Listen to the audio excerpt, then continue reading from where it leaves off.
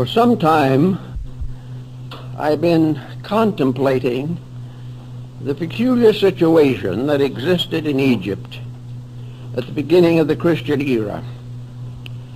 The city of Alexandria had become the great center of learning for the entire Western civilization.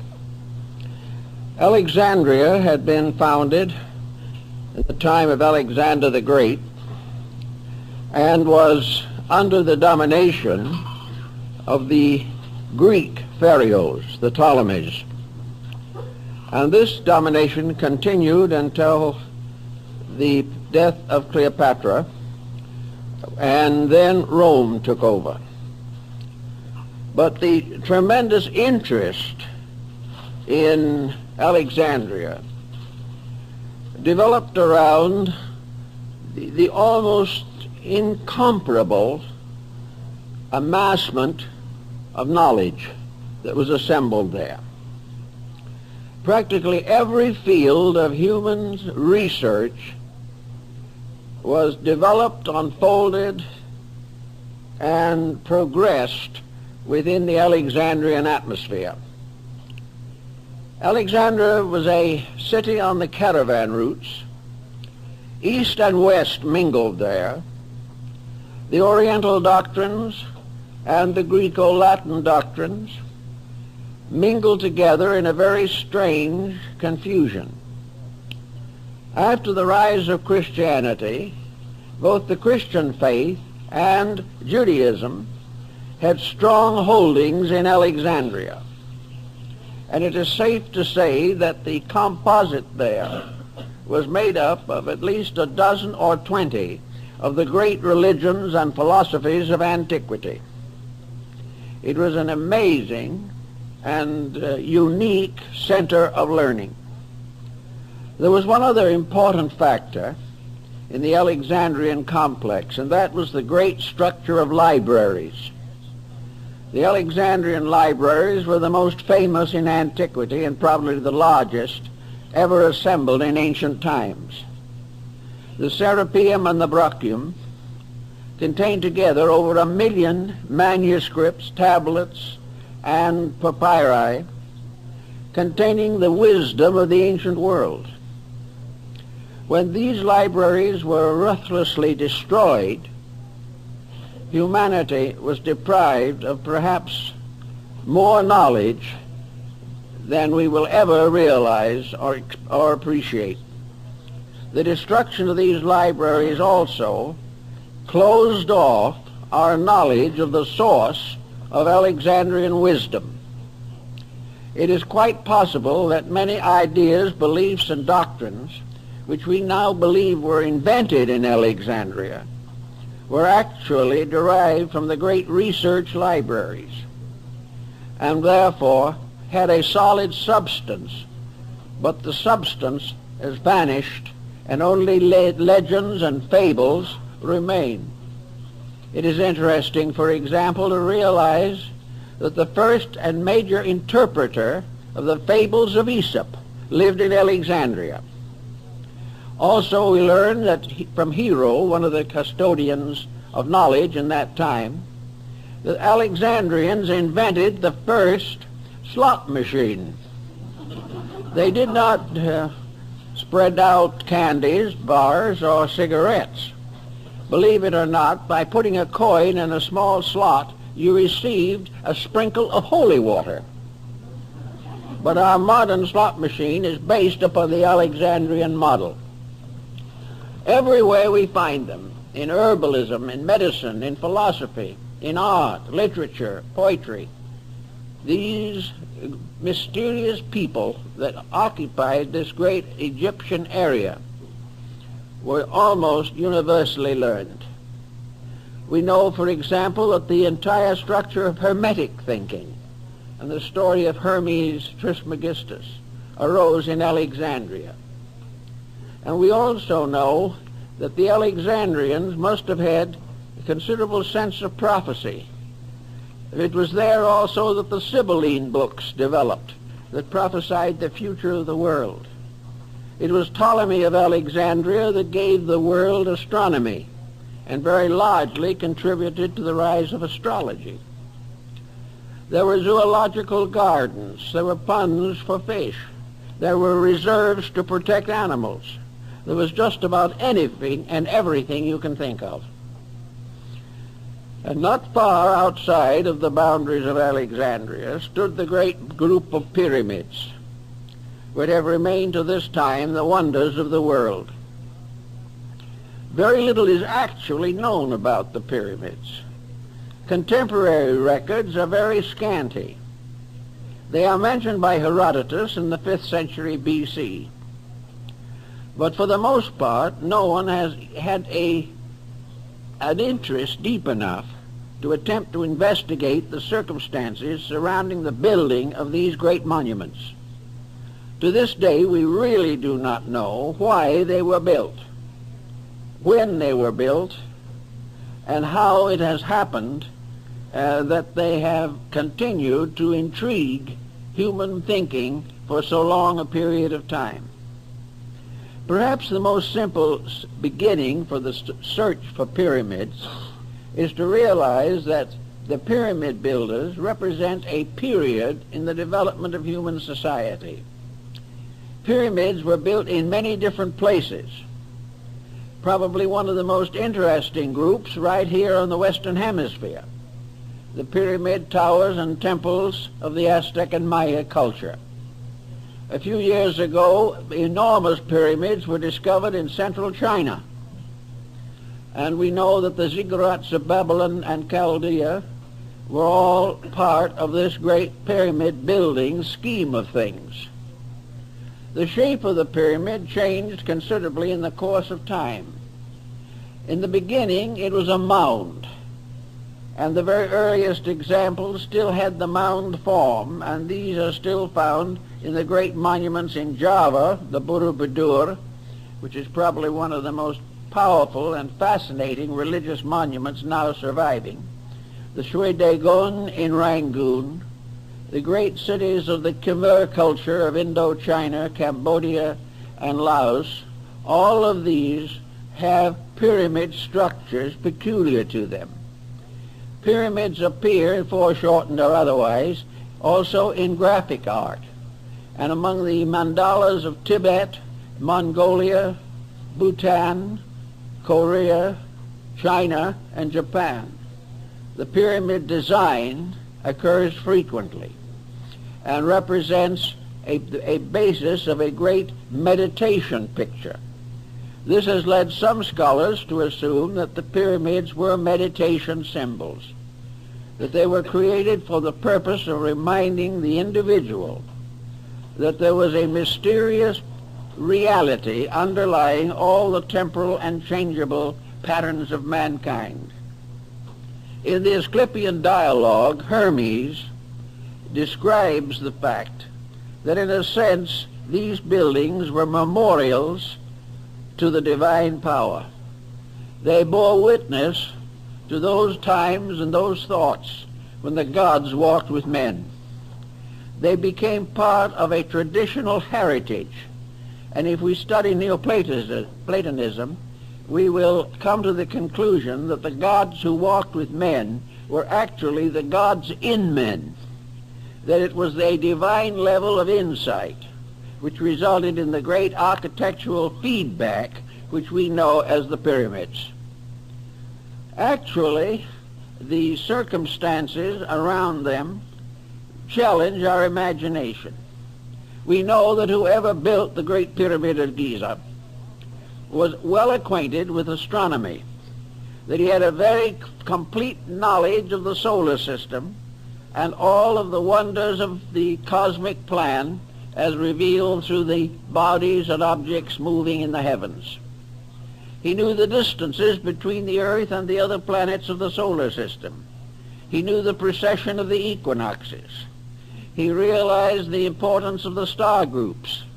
He already knew the decans and dodecanates of the of the zodiac.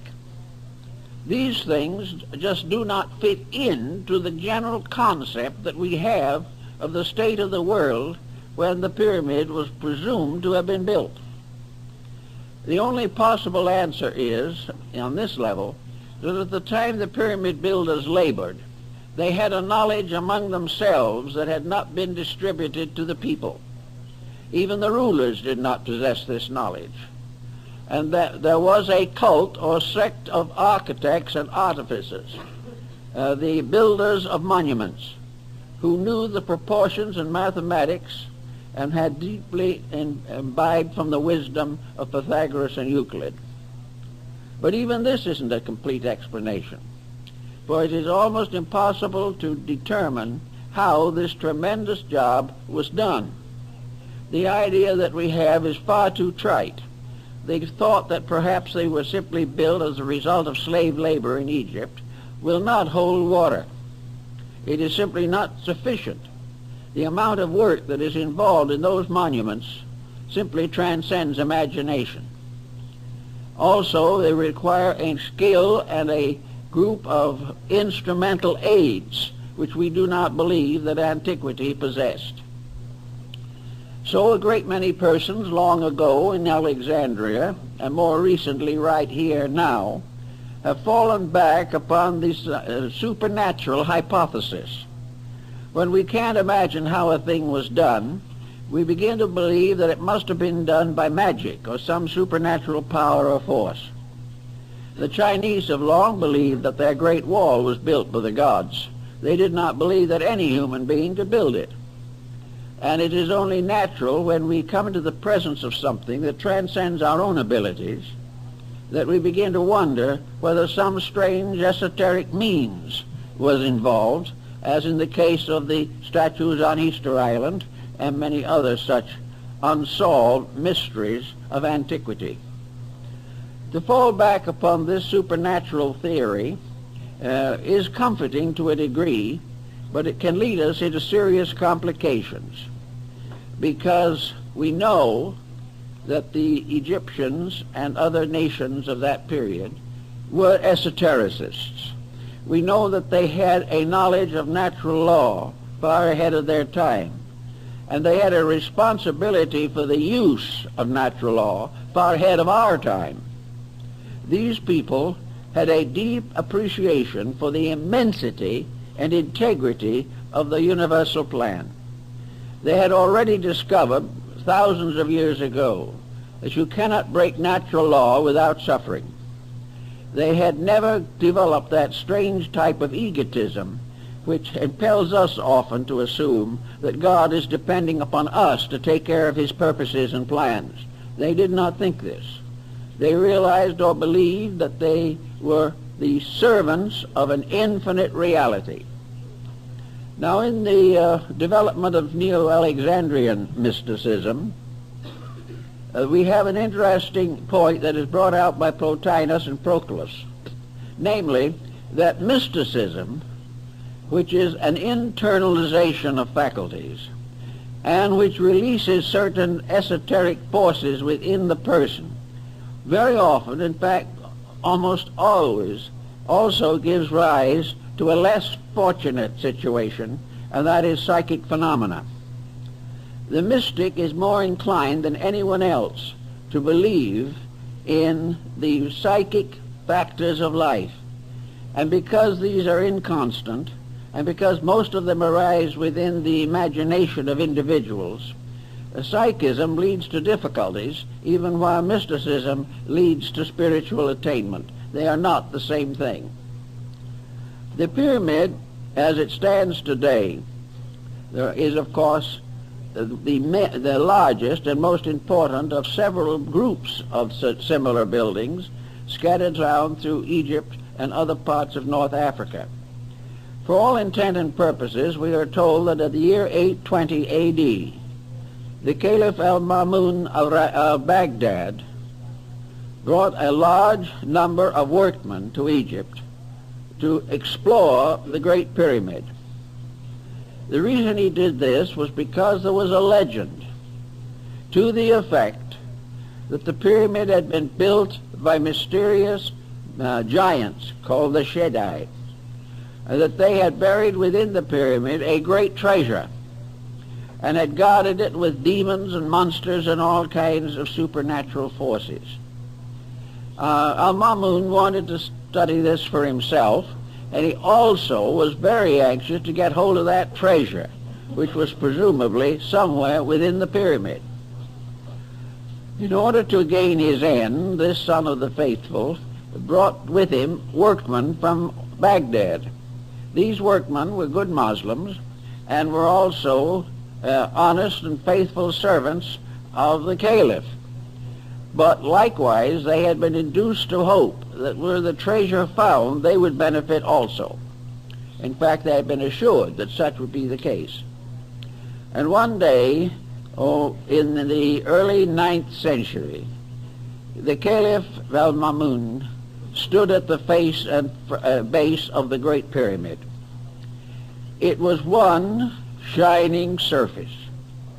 All of the capping stones were in place. There was no mark or opening anywhere on any of the four sides. It was so perfectly covered that it reflected the sun like a mirror on all of the sides of the south, east, and west, glistened and gleamed with the light of the sun, and only the north side was silent and dark. Mamun was completely overwhelmed by this structure, over 400 feet in height. A shining pyramid-shaped body rising from a square base with four equilateral triangular sides. He just stood and looked at it. But the important thing for us, I think, to remember is that at that time all of the surfacing stones were in place. The pyramid did not consist of a series of steps of blocks. Everything was smooth.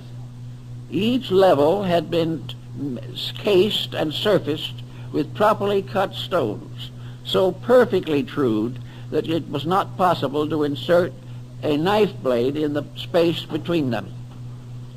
It is also believed that much of this work was done without any cement, because the fittings of the stones were so perfect. Sometime between about the 9th century and now, all these casing stones have disappeared except 6. There are 6 stones left to remind us of what was originally the entire facing of the building. These stones are huge, weigh hundreds, maybe thousands of pounds, and they are still in place, but that's all there is of them. All the rest have gone. Now we are told that they probably were used to build various structures in the city of Cairo, that they were used to create palaces and mosques for the Muslims, and that little by little the Great Pyramid was turned into a quarry to be the source of base materials for building purposes. This answers one question, however, that we have to consider.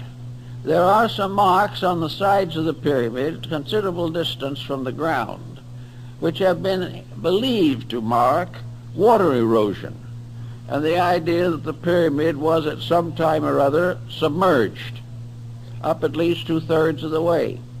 If Mamun's statements can be believed, this is not possible. Also, it is more likely that these markings, these marks that look like water erosions, are actually sand erosions that were the result of sand blowing against the walls after the capping stones and facing stones had been removed. So the probabilities of the so-called antediluvian date remains speculative. We do not know. One thing is probably inevitable, that whoever built the pyramid had a very great knowledge and presumably was wiser than most of the peoples in the world today. We know, when I was in Egypt, I talked to a French architect who was standing alongside me at the foot of the Great Pyramid. And he said, if this building had not survived, if the modern world had had nothing in the form of knowledge except reports about it, and the building had not continued to exist, there isn't a soul on earth who would believe that it had ever been built. And this is more or less the situation. The only reason we have to accept it is because it's there. And the more we study it, the less we know about it.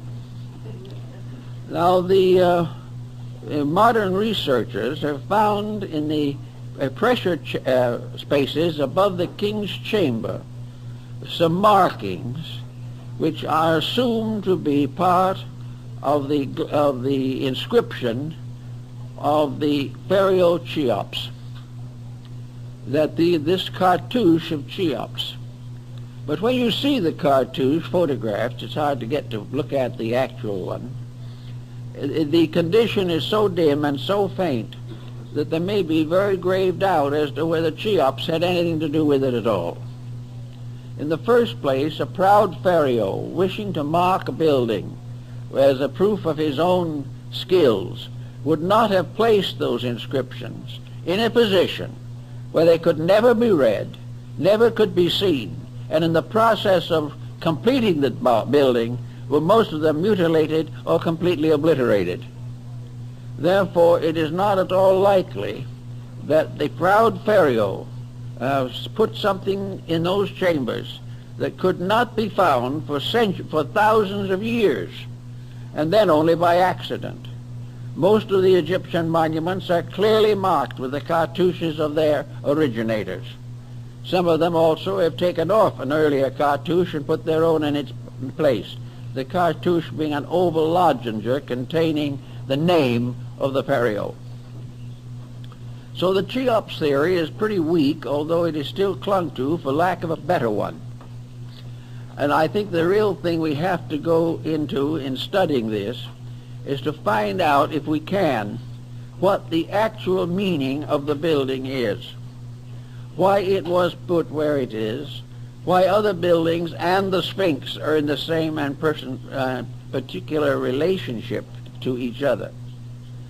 Some of the more thoughtful progressives have come to the possible conclusion that the Great Pyramid was part of a great calendar system, that by means of it, it was possible to calculate most of the important phenomena of astronomy.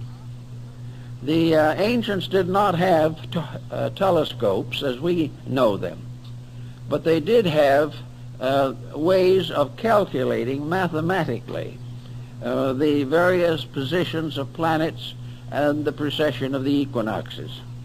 And it's been suggested that the Great Pyramid and its immediate surrounding structures was a tremendous calendar structure, perhaps the oldest known to man.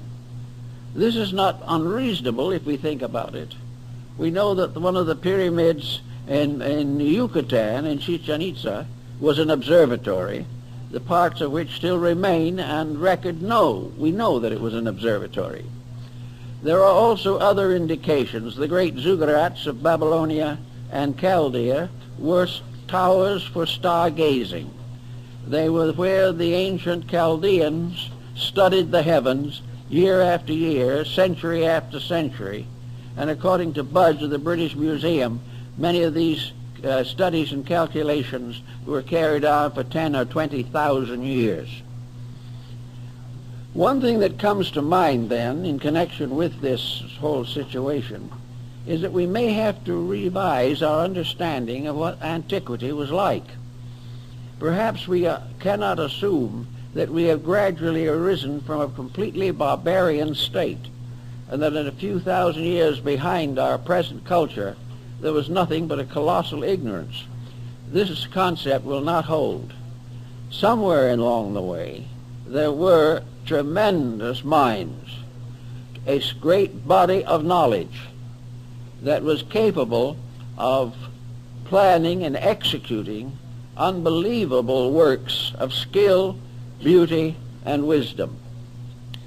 The Egyptians themselves were of the opinion that at a remote time the gods had been with men, that deities and divine powers walked the earth. Now, this again may be regarded as symbolical. Perhaps what they were trying to tell us is that in a remote time long ago, the human being was naturally mystical, naturally had the power of extrasensory perception, naturally could communicate or understand, estimate, or react to the divine principles upon which the universe was based. That the gods walking with men merely meant that the God power in man was not obscured as it is now. That gradually over a course of time, the material world has taken over. The ancient peoples had a very simple physical existence comparatively. There was no problem of population, no intensive competition in trade, and wars were comparatively limited to a few swashbuckling militarists. The people in general lived a very quiet and a natural life, completely dependent upon their insights into universal laws. Just as the American Indian, without any assistance from the outside, not only developed a profound mysticism, but evolved from within himself practically every law, rule, and principle necessary to the government of his affairs. The Great League of the Iroquois was probably one of the most important movements of international peace that the world ever knew. And yet it was developed and perfected by Indians sitting under trees, wrapped in skins of animals and with feathers in their hair. And yet these people, intuitively and internally, had a tremendous depth of insight. This depth of insight has been lost as the result of the individual being subjected to continual external conditioning. He is taught from childhood not to think for himself, not to search within himself for the answers to his problems, but to read them out of books and have them conferred upon him by physical educational processes. As a result of that, he has lost the power of direct contact with realities. His new philosophy, if you could call it such, is built entirely upon the opinions of his contemporaries and the interpretations by these contemporaries of earlier documents and beliefs. If we assume that the individual was a source of almost complete knowledge, that he had the skills and the abilities to intuit nearly everything necessary to his own survival, it is then quite probable that we are gradually going to learn that the leaders of this intuitive procedure were parts of a great sacerdotal group. You might be willing to call them the mysterious sages, the wise men of ancient times, the first ones of the earth who knew, and the giants of mind and thought who were upon the earth in those days. In any event, however, there was undoubtedly a tradition that descended into Egypt from a still earlier source, a tradition based upon an internal development of spiritual resources, a development which went back perhaps to India or to one of the ancient civilizations that have now vanished away. But by 4,000 or 5,000 or even 10,000 BC, there was a great knowledge in the hands or in the keeping of a few persons. And these few persons more or less set up the system of mysteries which operated in Egypt, Greece, and the Roman Empire. Now in this also, I think it is very important to bear in mind that the initiate system, which was the prevailing system in Egypt at that time, was based upon one tremendous point, a point which we have lost, a point which we have never really attempted to restore, but about which we have given considerable thought and consideration. The purposes of the mysteries, according to such initiates as Plotinus, Proclus, Iamblichus, Ammonius Saccas, and others, was very simple. that the individual should learn factually, truly, beyond question, beyond doubt, through personal experience, that death is an illusion. That immortality is the summit of man's problem. That the ancients not only believed in it, but kept this belief in secret, but developed a science by means of which they could communicate the fact and example and circumstance of death directly to another person.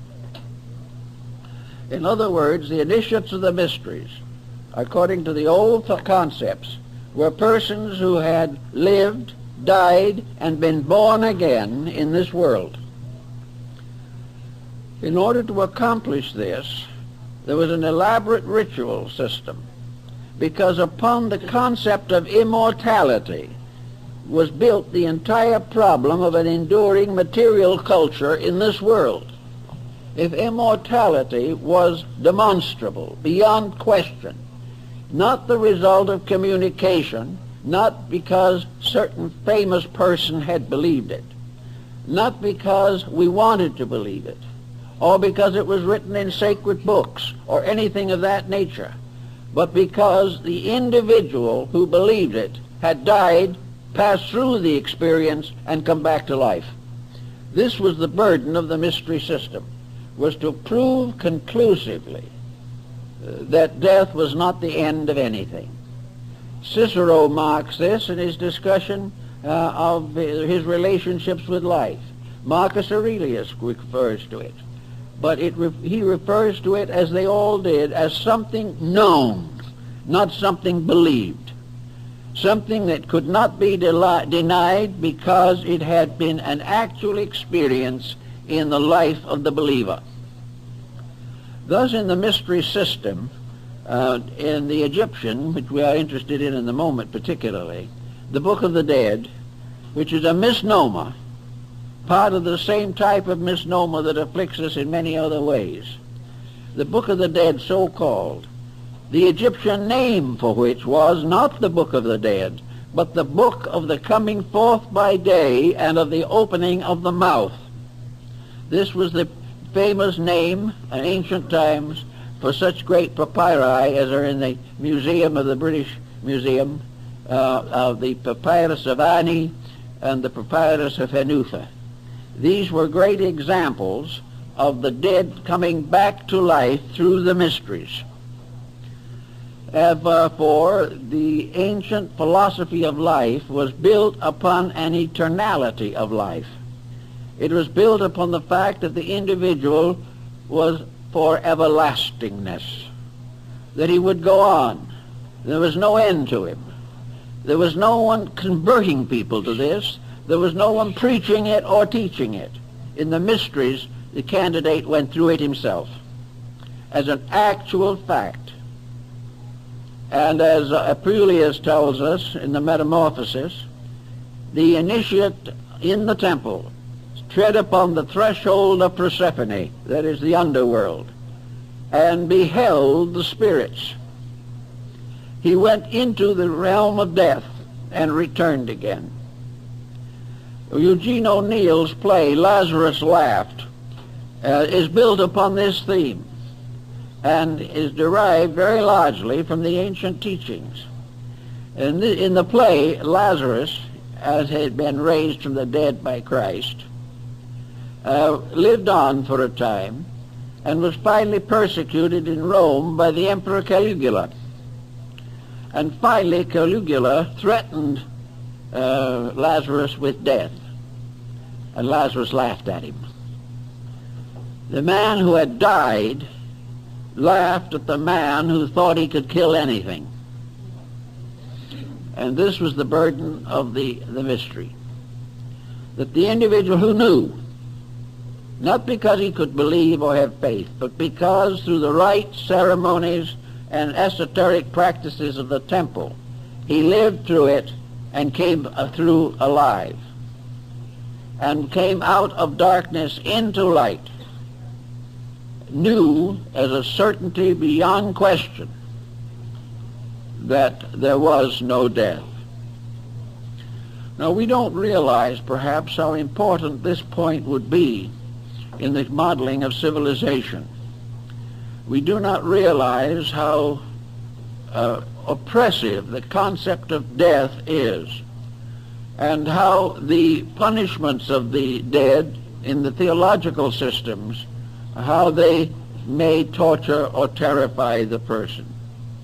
The main point was to establish the reality of survival and its associate belief, the consciousness or concept of rebirth.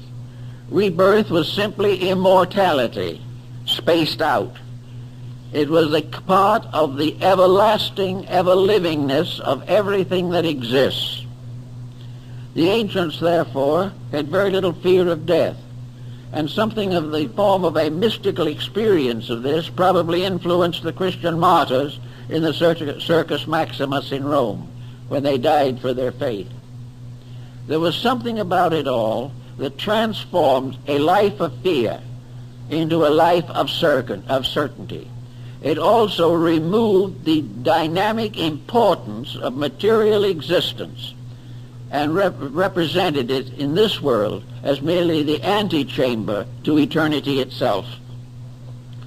Now, Hermes and several of the others, and people of the Alexandrian period, like to consider the Great Pyramid as the tomb of Hermes. It is so referred to by the Neoplatonic Alexandrian mystics, who had quite a good insight into this particular problem. It was not a tomb for a dead pharaoh. It was a symbol of the gateway to the other world and the way to return to it again. This initiation rite was undoubtedly sustained by the use of esoteric skills and powers that we know very little about at the present time.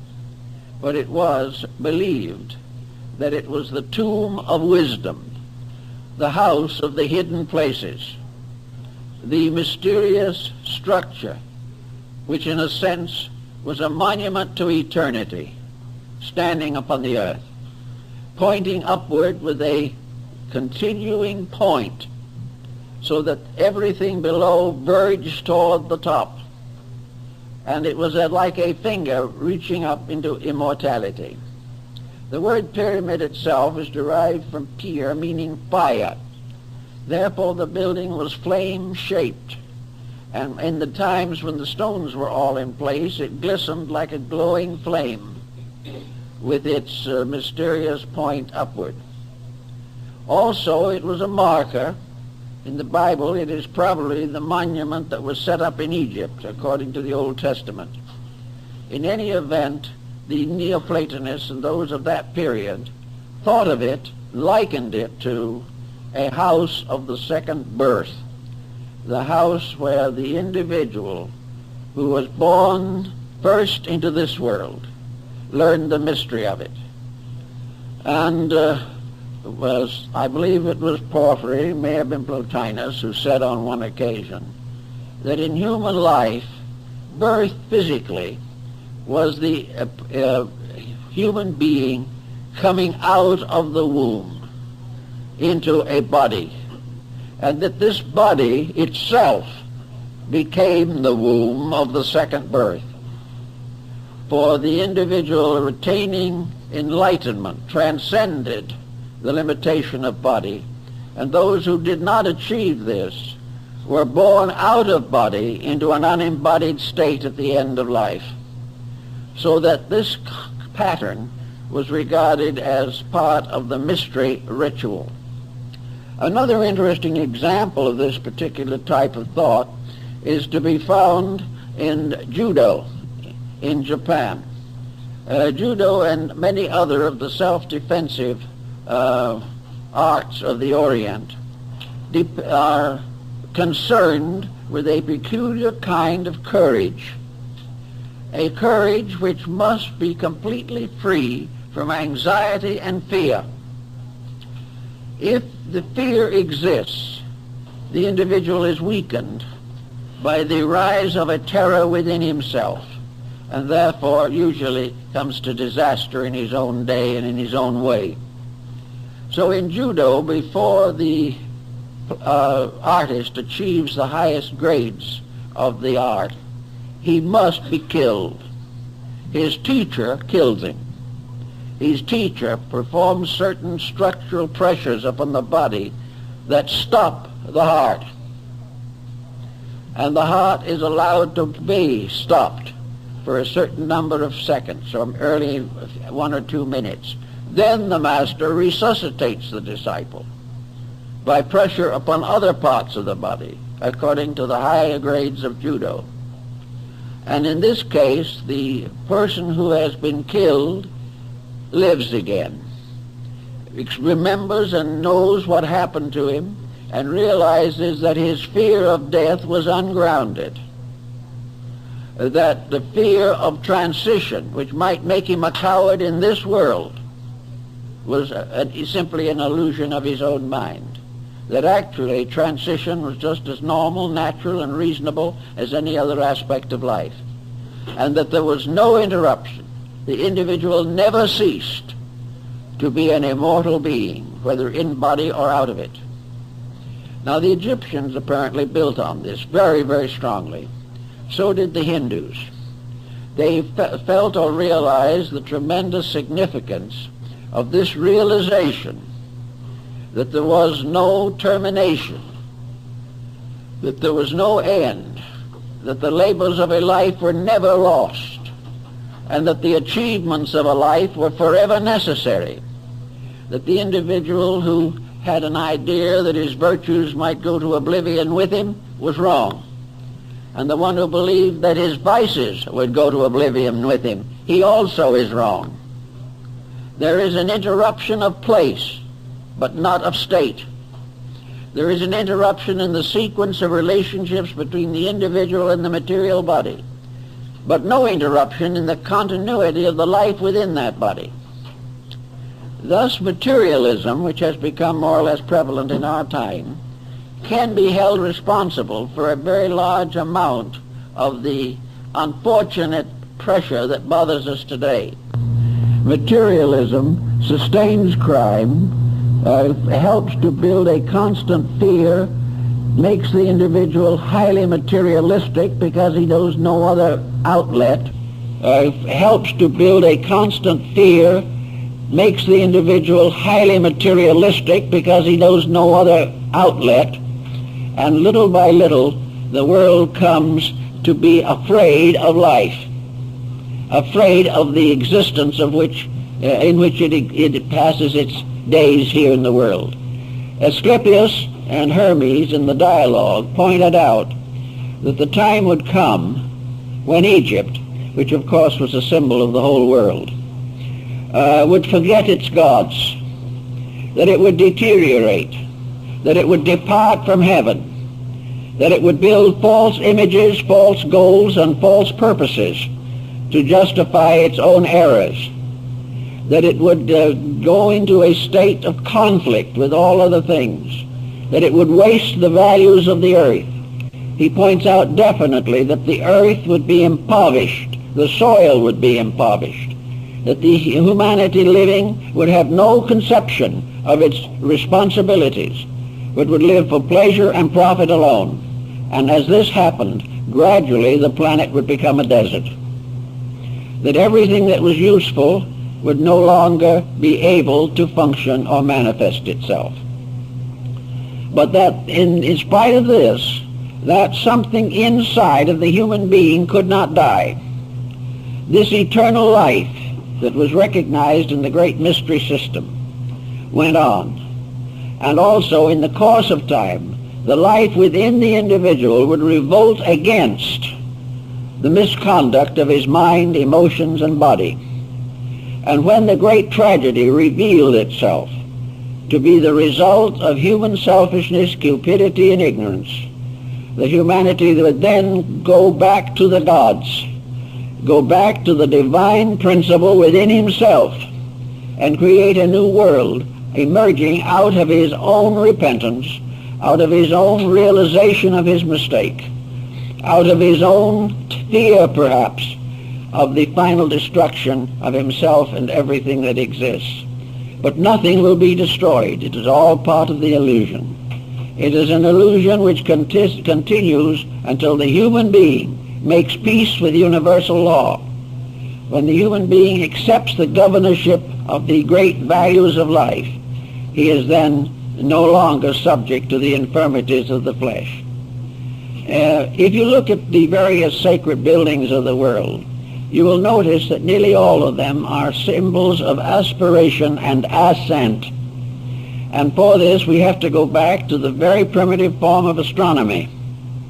The ancient astronomy divided existence into three levels, the lowest being the planes of elements, the second level being the planes of planets, and the third and higher level, the plane of the zodiac or the fixed stars. The universe had three great steps ascending, and the life of man consisted first of a descent, as in the story of the death of Tammuz in Babylonia, and finally out of the grave of materiality, a resurrection, a regeneration, and ascent up a ladder, Jacob's ladder, or the ladder of Muhammad, to ascend, as in the vision of St. John on Patmos, to the heavenly world that lay above the zodiac. This concept was a sort of skeleton upon which all of the philosophies of ancient times were built. And the simplest way of presenting this situation was by the mound, or the pyramid, which incidentally could be a tomb, because it would then become a witness to the fact that the being in the tomb was not really dead. The tomb became then a symbol of belief in the resurrection. It was a monument to prove that it was over the body only, and that the soul, mind, and spirit had ascended into a better world. This ascent was represented in India by the use of a cube and a pyramid. The pyramid was placed on the cube to represent the union of the material quaternary and the spiritual triad. It was an ascending problem. All through the present Buddhist world, graves are in the form of little stupas or pagodas with 5 levels to represent the ascent of life, and the headstone became a ladder to lead to the higher worlds and to bear witness to the fact that the person buried there knew his own immortality and would go on to freedom and liberation. The enlightened person was always represented by a grave marker, which was the symbol of immortality and not the symbol of death. In Cambodia and in many buildings, this particular concept was created by means of a cube and a sphere. And spheres were also placed in the Great Pyramid and have been found there. Small articles to represent levels or planes, to level truly the levels of stones. A small sphere was placed upon them. If it did not roll off, the stones were true. This sphere became a dome rising from a quaternary. And this dome itself became the symbol, as far as we are concerned, of the invisible causal nature which surmounts and overwhelms and dominates the material body. Therefore, a building with a dome is a symbol of the recognition of the power of the divine over the natural life of the individual. The body below was a cube, square, or a building of cubical structure. The dome was the symbol of the overshadowing of divinity. The overshadowing, the recognition that heaven moves like a great dome forever over the surface of the earth. The earth was the cube, the dome was the heaven moving above it. And the dome gradually became the minaret, it became the steeple of the church, it became the dome of the Capitol building in Washington, the dome of the Vatican, and mysterious domes on the Muslim mosques, and the mysterious pyramid forms that we find in some Protestant churches, as in the case of the Westminster Abbey, which has the pyramid over the central entrance. All of these together represent the survival of a language that had to do with the human realization of his own nature. The pyramid stood upon the earth. It represented a flame ascending. It was a radiant structure that had been built in ancient times, but it was always pointing upward. It was always impelling the individual to follow an ascending line and look up to the stars. At various seasons of the year, by looking up, the beholder gazed upon the constellations, the figures, and the mysterious language written upon the wall of heaven. Gatherel, who was the secretary of Cardinal Richelieu, wrote a book in which he showed that the star groups were in the form of consonant letters of the Chaldaic alphabet that later became the ancient Hebrew. These constellational patterns were consonants. The planets moving through them were vowels. And by studying this proposition, the handwriting on the wall of heaven could be read. It's an interesting theory and has been given some attention, but not too much in recent times. But we have the great dome of heaven moving upon the earth. We also have the pyramid as the house of a mysterious elevation, the foursquare of the base from which rises the pyramidal form, consisting of 4 triangles, each with 3 sides, which make 12 lines or 12 angles, which represent the zodiac. The building was oriented to the 11th decimal point and was probably perfect at one time, but there is damage to one wall of it as a result of an earthquake. I never was quite strong enough and physical enough to climb the outside of the pyramid. Very few people are. It is really an arduous job. You have to have about 4 daggermen or natives to help you. 2 would go in front, scrambled up one of the blocks, which is about 4 feet, and pull. The other 2 are behind and push, and you will gradually elevate it level by level over the hundreds of levels that lead to the top. This is a little too much for the average person, especially in the desert where the temperature is apt to be well over 100.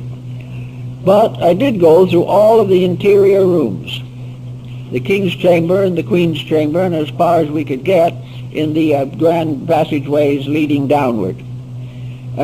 One thing was very evident, and has been discovered, and that is that the inside of the pyramid, the temperature, is the mean temperature of the earth. For the average person, it is colder than Christmas. It is a constant chill, and it is a dead chill. There is no modifying circumstance. And many persons who come out of the pyramid into the heat of the sun have very serious colds and occasionally pneumonia. But this peculiar deadness inside was probably put there or achieved for a purpose. It was probably in this deadness that the transcendent or suspension of life in the ceremony of the coming forth by day was performed. The individual was in the tomb. He was attended by the priests. He was dead. And like the prodigal son, whose father said, "My son was dead, but he is alive again." Humanity was the prodigal son. There were 2 ways of growing in this world. One was to grow slowly by cause and effect and by the labors of living. The world itself became a great temple in which initiation took place over a period of hundreds of lives. But to the ancients there was a wise man's way. And this wise man's way was to pass through, by conscious intent and by purification, the mystery of the whole cycle in one embodiment. Now one might say this would be the simple way. And I know a lot of metaphysicians at the present time who can hardly wait for that one embodiment that's going to do it all. But most of them have forgotten something. namely that this one embodiment means that everything accomplished in hundreds of lives must be accomplished in that one embodiment. It's not just a shortcut. It is a gathering up and intensifying the process of human regeneration. It means that the person must attain to a state by discipline, by dedication, and in accordance with universal law that qualifies him to receive this very important ritual. And after he has received the ritual, after he has had the experience, he is not released from responsibility, but brought into the presence of a greater responsibility. Having become, as Apuleius points out, a citizen of two worlds, the individual must act accordingly. He also learns from certain experiences along the way what he can't do and what he can do. He learns, for example, that if he is interested in primarily in his own security, he has already failed. It is not a case of where he is doing this to become nobler, more enlightened, more successful than other people. He is doing it for one purpose only, that he can be a better servant of the infinite.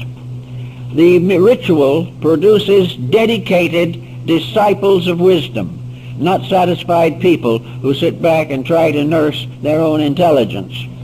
It is a case in which every step carries with it a heavy burden of duty, and that the final achievement requires the complete abnegation of personal self-interest, a complete overcoming of the problems of egoism and egotism. Otherwise, all is lost. Furthermore, there can be no backsliding, because the individual must reach a state of certainty before this enlightenment is given that makes it utterly and completely impossible to backslide. He cannot get it and then fail and turn from it. If he turns from it, it means he never had it. If he fails, he fails himself. He cannot fail the infinite. So that the rituals of the initiations of those times were very, very severe. There is an account that Thomas Taylor is said to have found in the records of the British Museum, although no proof is available of it. It is interesting, at least. Namely, that Plato was initiated in the Great Pyramid. And it was there that he received his own final enlightenment. But this presents another problem. If he was initiated in the Great Pyramid in the 4th century B.C., how did he get in? All those capstones were in place. Everything was closed. The answer would appear to be that there must be other entrances. There must be some other way of getting into the building. When Mamun, the Caliph of Baghdad, was fuddling with the pyramid, trying to get into it, it occurred to him that his native followers would probably be pretty unhappy and might very well turn against him when they found there were no treasures in there to reward them for their effort, because when they got in there, the building was empty. There was no mummy, there was no body of a previous pharaoh, although the walls had not been disturbed. And that makes it seem very unlikely that it was a tomb, primarily. But one of his natives, one of Mamun's natives, while fussing around in the excavation, suddenly disappeared, and later appeared out in the desert half mad. This seems to suggest that there was some way in or out of the building. The wall or cliff upon which the pyramid was built has been carefully studied. There is no openings that have been found. The Sphinx has been pierced with rods throughout its entire body, but no openings have been found within it. And it, of course, the Sphinx was a living outcropping of rock. It was not built. The only thing that was built were the front paws.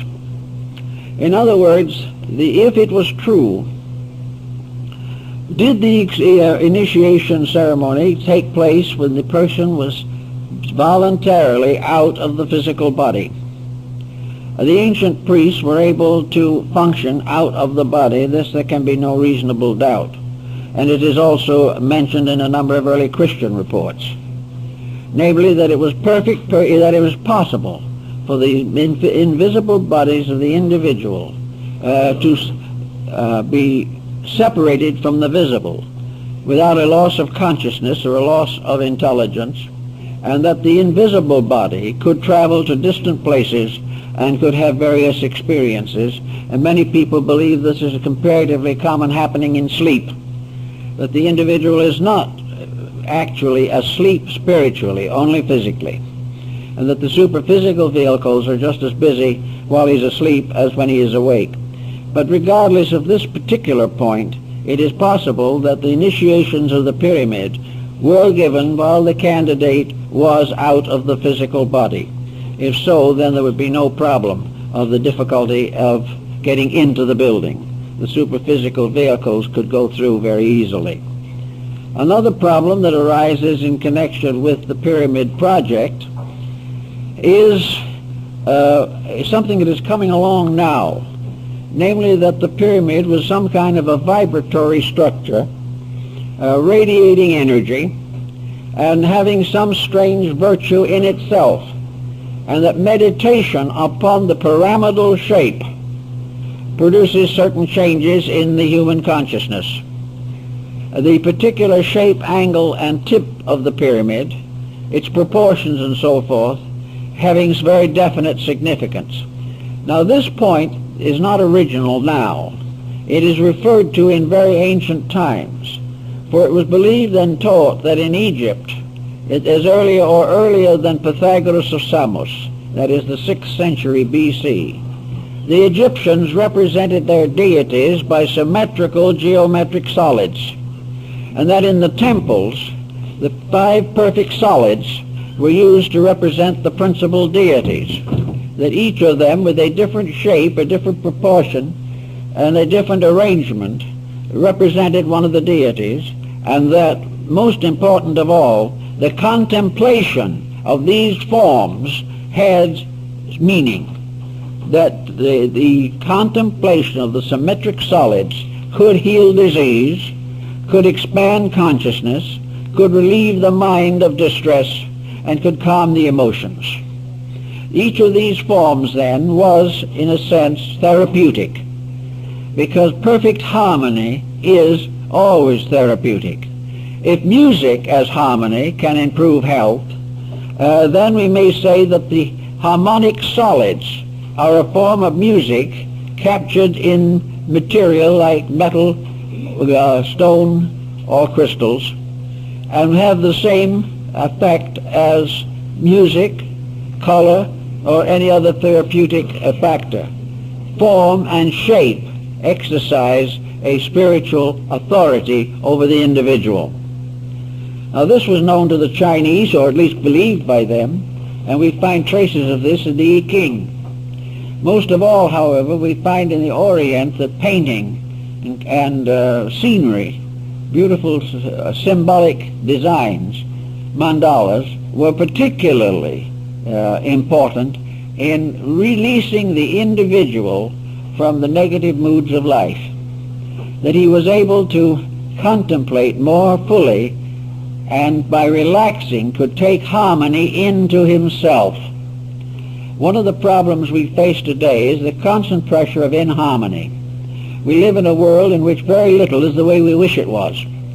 We are all constantly under the pressure of worry, anxiety, fear, despondency, irritation, aggravation. These things press in upon us all the time. We are also afflicted by the very appearance of our civilization. There is nothing more depressing than the average city, and there are very few things much more depressing than the average house, because people simply have not the insight or the understanding to build structures suitable to the release of their own consciousness. The individual concerned only with physical comfort may live in an environment which makes his spiritual nature completely uncomfortable. Also, public buildings now no longer have their foundation in the Dionysian artificers of old, who built buildings according to the laws of the gods and the geometry of nature. Today we build them largely to look like blocks of ice because that is the cheapest way to put them together. They cost millions as it is, but they have nothing. There is no warmth, there is no real beauty. But finally, the average individual tries to put his own concept of beauty into them and looks at one of these atrocities and says it's wonderful. Simply because he has become accustomed to something that was not right, until he finally accepts deformity as normalcy. This type of thing the ancients didn't believe in. And probably the most perfect structure that antiquity knew was the pyramid. The pyramid had several advantages. First of all, it was simple. It had no details. It had no structural peculiarities that would distort or clutter up the fine mathematical proportion. It was a perfect example of geometry. It was in all its parts balanced, orderly, methodical. It was exactly what it appeared to be, and it was in all ways suitable for the sacred purpose for which it was intended. So this type of building had the simplicity of an almost archetypal reality. What most people do not realize is that ultimately the universe is very simple. It is man who complicates it. The universe is a simple process unfolding in its own way and has always been a direct unfoldment of principles. Man, however, has confused the issue completely. He has distorted and rearranged things for his own pleasures with no consideration for their essential natures or the principles for which they were intended.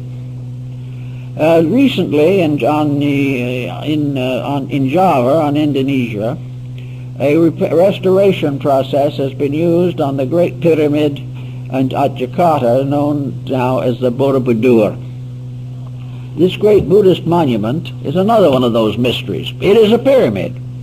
It is a perfect pyramid in a sense, but it represents a different philosophy of life. Therefore, it is presented with somewhat modified symbolism.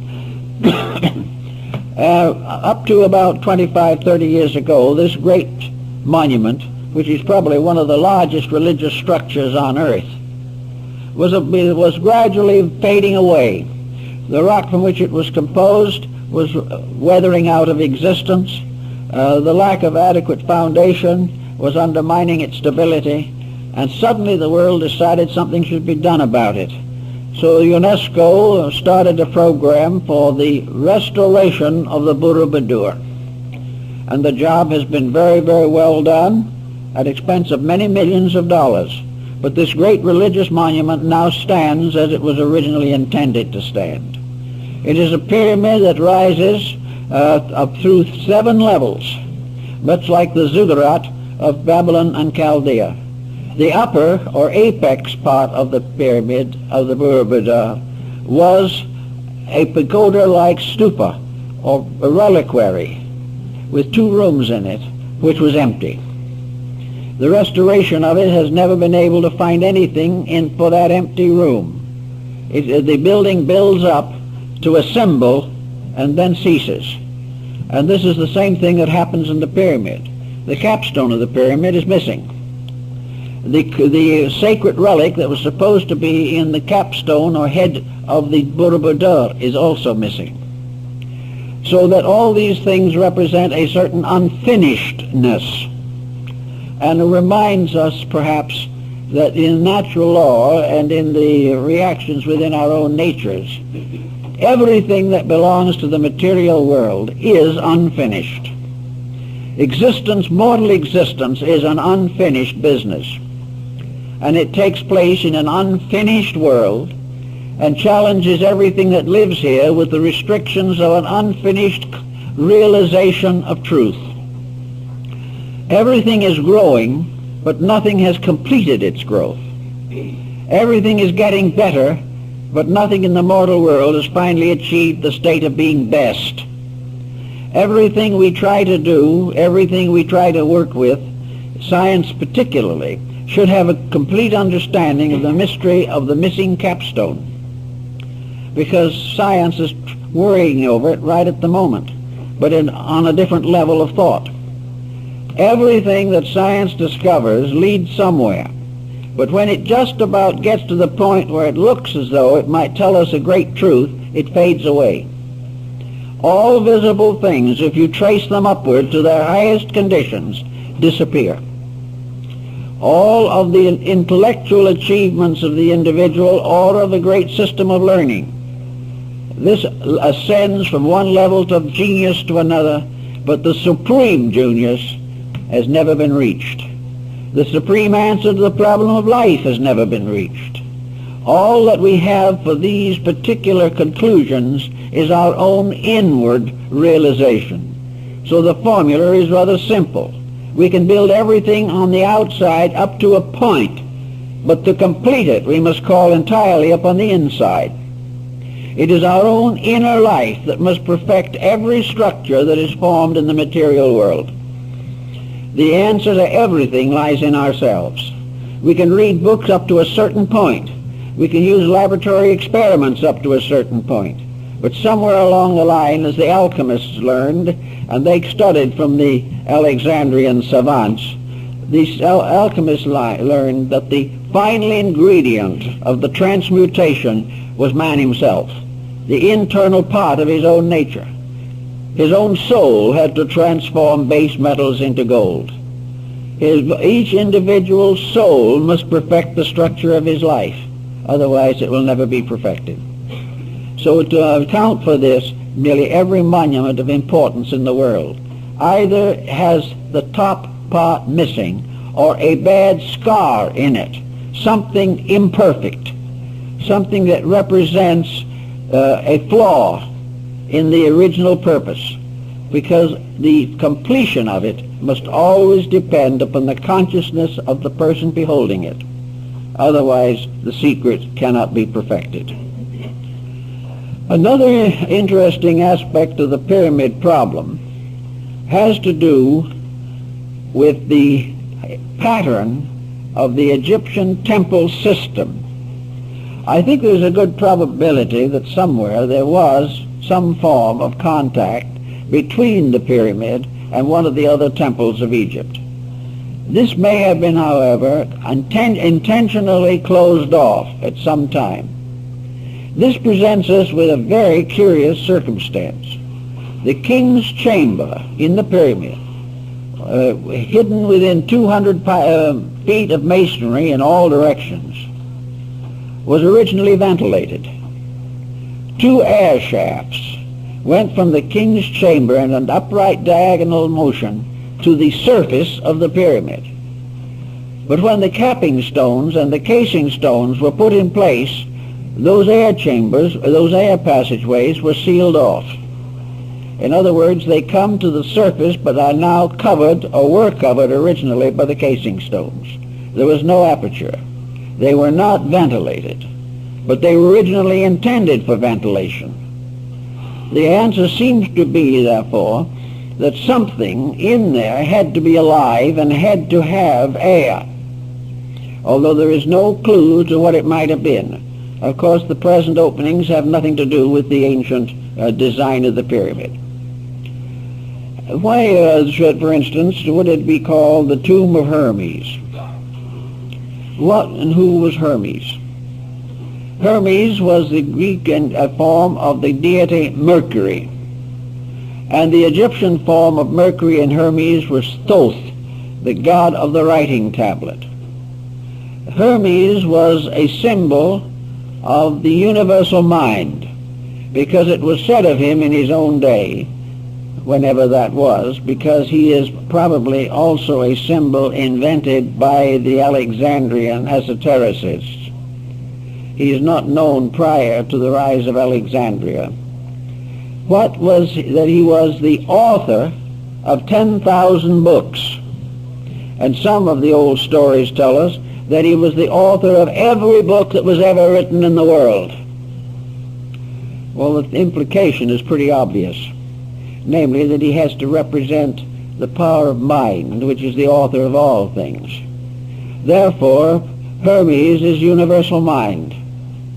He is the universal mind that may have been symbolically buried in the Great Pyramid, which is supposed to have been his tomb. Not a pharaoh, but the universal mind itself, which in turn might point out the idea of a universal symbolism, that the secret of the mind was built into the structure of the pyramid, and therefore the investigation of the pyramid could ultimately lead to the discovery of the nature of mind. In any event, however, Hermes, as the author of all the books in the world, became, in a sense at least, the symbol of the great esoteric schools. He became the scribe of the gods, the interpreter of heaven. He attended the psychostasia, or the weighing of the soul of the dead, in the great Egyptian mortuary papyri and paintings. And Budge and also Breasted of Chicago were perfectly aware that the Book of the Dead was a symbolic document, and that the symbolism of the death and resurrection of the soul in that book was based upon the rituals of the mysteries. Here we have a parallel, therefore, that we have to consider, namely that in the old papyri, the tomb of the deceased person was nearly always portrayed as a pyramid. It was a pyramid upon a square base, and the opening of the base was in the bottom, not on the pyramid top, in the square base. Therefore, the implication could be that there was an opening in the pyramid below the level of its foundation. But in any event, this ritual was the story of the soul's journey into the afterlife, and was a very complicated story in the Egyptian mythology. But it all was condensed into a fraction of its original length in a ritual performed by the Egyptian priests. Breasted told me that he was perfectly aware that it was a ritual when he translated these papyri. And this ritual was the ritual of coming forth by day. Those who die the ordinary death go forth by night, according to the Egyptians, and they wander in a kind of darkness, of uncertainty.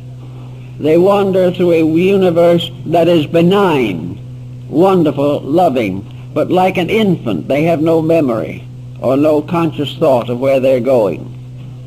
So those of that type who just simply die as they have lived, asleep as to reality, who have never improved themselves by any conscious effort, these are the little ones. They are not evil. They're not doomed to perdition. Their mistakes will not prevent them from growing. But they are still unable to come forth by day, which means they cannot come forth consciously. They cannot come forth lighted by their own inner light. So they are the ones who must wait, or must go to the Amentet. The Amentet, or Elysian Fields, being the paradise of Egypt. The soul of the Egyptian who died went on into the other world and did what he did here. There is the story, of course, of the moneylender who died in Egypt in the old days. He was a good man. He was honest in his money lending. He never cheated anybody. He was very sincere, but he had no knowledge of anything but money lending. So when he died, they gave him a table and some small change and told him to keep right on going. So he kept on borrowing, and Monday, as a ghost, he lent money to spirits who did not exist except in himself, and received interest on them and lived very happily, enjoying the life he was familiar with.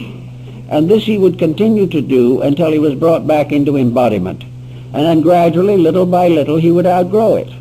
But there was no force in it. There was no evil in it. There was nothing terrible that was going to happen to him. He was going to be very happy because he was a good man. Virtue rewards with happiness in the afterlife. It may not result in illumination, because the average person who passes on will not be happy with illumination. He will be happy only with the things that are familiar to him. The way of life he has always known is what will make him happy. But after the initiation rites have been performed, the individual comes forth by day. He realizes his place in the plan. He realizes what is next for him. He realizes that going into this larger life is an opportunity to correct all failings of his own thinking. They will come closer and closer to the eternal truths, which are the source of his ultimate union with deity. So by coming forth by day, he comes consciously into the afterlife, fully equipped to face its mysteries, fully equipped to adjust to its circumstances, and already able, at least dimly, to perceive the face of the great God that hides behind the veil.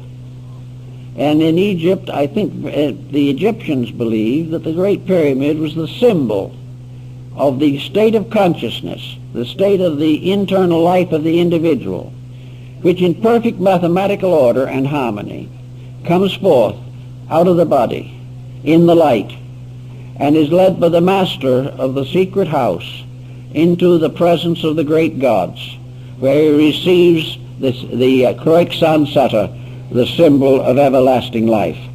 Everlasting life is not the fact that we live forever, for we do that whether we know it or not. But everlasting life is to know it, to realize it, to understand it, not to doubt or to fear. We have a life, as the Egyptians said, unto everlastingness. But only those who have retained a certain inward light know for certain that which others hope. And as one of the Roman philosophers said, wisdom brings knowledge to those who have hoped, and brings perfect understanding to those who have lived in a certain optimism, but not certain of that which is to come. But the mysteries may put the whole universe in order. They put the individual in order. They made everything as it was and as it should be. And the pyramid, according to the Egyptians, was a testimony set up under the directions of deities and their architects and artisans, so that all men might know that forever and ever the great light, the great good, and the flame of aspiration would burn in man. And if as long as it burns in man, it will burn in the world. But if it goes out in man, it goes out forever. So the wisdom of the ancients was to continually introduce and initiate the worthy into the real purpose of the plan, to help them to understand the great dignity of life, the great value and virtue of obedience to law, and that forever the pact between heaven and earth was sealed by the symbolism of the pyramid. This is what the Alexandrians worked out and thought about it, and I think it comes rather close to the facts of the matter. Well, I guess that's all for today.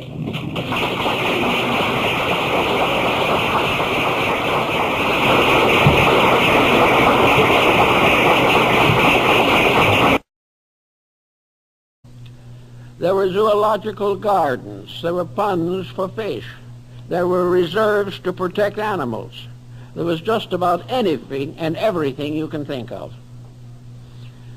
And not far outside of the boundaries of Alexandria stood the great group of pyramids, which have remained to this time the wonders of the world.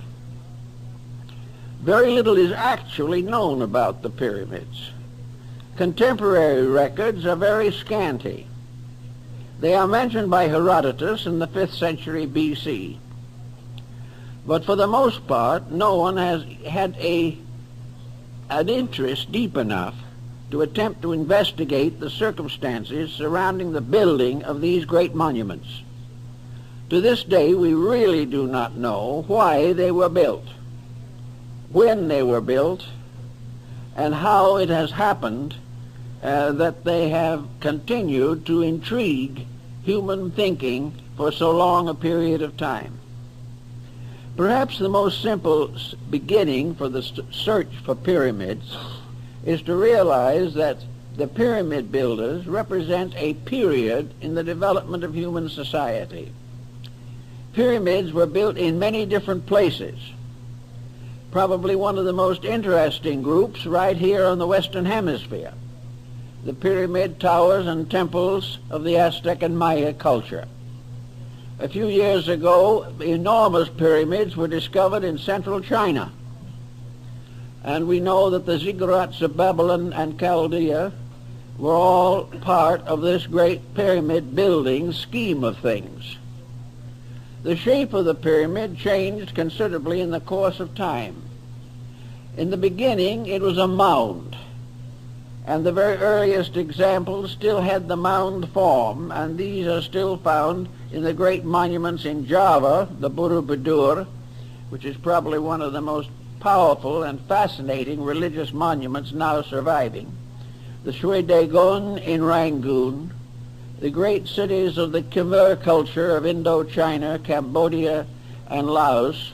All of these have pyramid structures peculiar to them. Pyramids appear, foreshortened or otherwise, also in graphic art. And among the mandalas of Tibet, Mongolia, Bhutan, Korea, China, and Japan, the pyramid design occurs frequently and represents a basis of a great meditation picture. This has led some scholars to assume that the pyramids were meditation symbols, that they were created for the purpose of reminding the individual that there was a mysterious reality underlying all the temporal and changeable patterns of mankind. In the Asclepian dialogue, Hermes describes the fact that in a sense these buildings were memorials to the divine power. They bore witness to those times and those thoughts when the gods walked with men. They became part of a traditional heritage. And if we study Neoplatonism, we will come to the conclusion that the gods who walked with men were actually the gods in men, that it was a divine level of insight which resulted in the great architectural feedback which we know as the pyramids. Actually, the circumstances around them challenge our imagination. We know that whoever built the Great Pyramid of Giza was well acquainted with astronomy, that he had a very complete knowledge of the solar system and all of the wonders of the cosmic plan as revealed through the bodies and objects moving in the heavens. He knew the distances between the Earth and the other planets of the solar system. He knew the precession of the equinoxes. He realized the importance of the star groups. He already knew the decans and dodecanates of the zodiac. These things just do not fit into the general concept that we have of the state of the world when the pyramid was presumed to have been built. The only possible answer is, on this level, that at the time the pyramid builders labored, they had a knowledge among themselves that had not been distributed to the people. Even the rulers did not possess this knowledge. And that there was a cult or sect of architects and artificers, the builders of monuments, who knew the proportions and mathematics and had the largest ever assembled in ancient times. The Serapeum and the Brachium contain together over 1 million manuscripts, tablets, and papyri containing the wisdom of the ancient world. When these libraries were ruthlessly destroyed, humanity was deprived of perhaps more knowledge than we will ever realize or appreciate. The destruction of these libraries also closed off our knowledge of the source of Alexandrian wisdom. It is quite possible that many ideas, beliefs, and doctrines which we now believe were invented in Alexandria were actually derived from the great research libraries, and therefore had a solid substance but the substance has vanished and only legends and fables remain. It is interesting, for example, to realize that the first and major interpreter of the fables of Aesop lived in Alexandria. Also, we learn that from Hero, one of the custodians of knowledge in that time, the Alexandrians invented the first slot machine. They did not spread out candies, bars, or cigarettes. Believe it or not, by putting a coin in a small slot, you received a sprinkle of holy water. But our modern slot machine is based upon the Alexandrian model. Everywhere we find them, in herbalism, in medicine, in philosophy, in art, literature, poetry, these mysterious people that occupied this great Egyptian area were almost universally learned. We know, for example, that the entire structure of Hermetic thinking and the story of Hermes Trismegistus arose in Alexandria. And we also know that the Alexandrians must have had a considerable sense of prophecy. It was there also that the Sibylline books developed that prophesied the future of the world. It was Ptolemy of Alexandria that gave the world astronomy and very largely contributed to the rise of astrology, imbibed from the wisdom of Pythagoras and Euclid. But even this isn't a complete explanation, for it is almost impossible to determine how this tremendous job was done. The idea that we have is far too trite. They thought that perhaps they were simply built as a result of slave labor in Egypt will not hold water. It is simply not sufficient. The amount of work that is involved in those monuments simply transcends imagination. Also, they require a skill and a group of instrumental aids which we do not believe that antiquity possessed.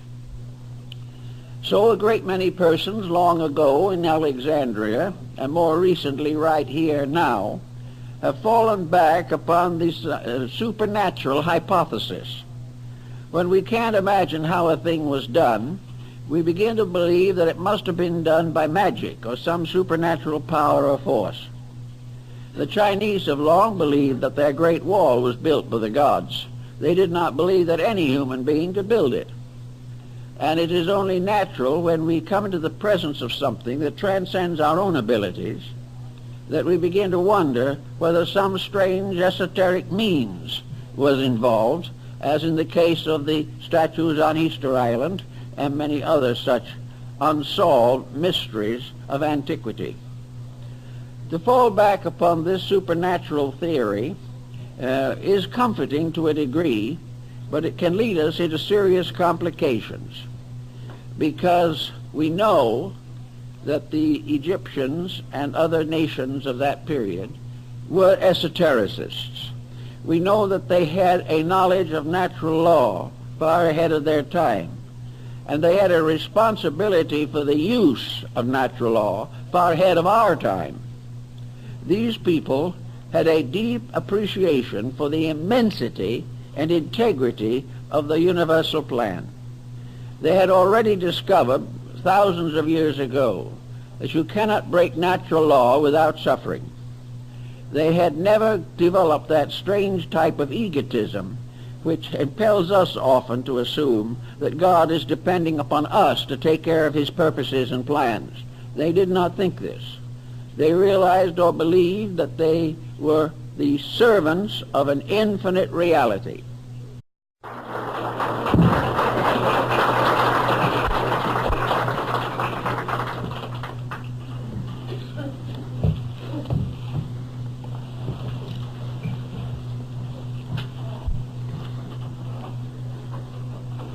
For some time, I've been contemplating the peculiar situation that existed in Egypt at the beginning of the Christian era. The city of Alexandria had become the great center of learning for the entire Western civilization. Alexandria had been founded in the time of Alexander the Great and was under the domination of the Greek pharaohs, the Ptolemies. And this domination continued until the death of Cleopatra, and then Rome took over. But the tremendous interest in Alexandria developed around the almost incomparable amassment of knowledge that was assembled there. Practically every field of human research was developed, unfolded, and progressed within the Alexandrian atmosphere. Alexandria was a city on the caravan routes. East and West mingled there. The Oriental doctrines and the Greco-Latin doctrines mingled together in a very strange confusion. After the rise of Christianity, both the Christian faith and Judaism had strong holdings in Alexandria. And it is safe to say that the composite there was made up of at least a dozen or 20 of the great religions and philosophies of antiquity. It was an amazing and unique center of learning. There was one other important factor in the Alexandrian complex, and that was the great structure of libraries. The Alexandrian libraries were the most famous in antiquity and probably the largest.